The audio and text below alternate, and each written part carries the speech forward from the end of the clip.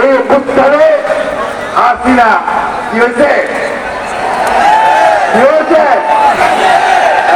সবাই আপনাদের বলেন যে হাসিনা পলাইছে, তাই না? সেই হাসিনা পালিয়ে গেছে বন্ধুরা। হাসিনা পালালো, তার দোসররা এখনো অনেকেই খেলা আছে, তারা চুক্তি মেরে বসে আছে, তারা আবার বাংলাদেশকে আক্রমণ করবে বন্ধুগণ।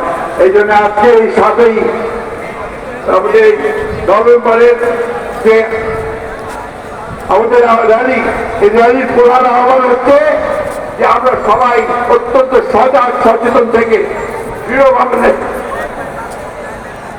জাতীয় ঐক্য সৃষ্টি করে আমরা যে কোনো প্রচেষ্টা যারা বাংলাদেশকে ধ্বংস করতে চায় তাকে আমরা শ্বাস করে দেবো, তাই না?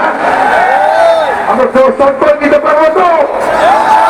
আমরা চেতনা উদ্ভূত হয়ে সাহসে ভারতবর্ষে অতীতে এগিয়ে গিয়েছিলাম, সামনেও আমাদের সামনে কোন সংকট আসতে তাকে আমরা অবশ্যই মোকাবেলা করতে সম্ভব হবে।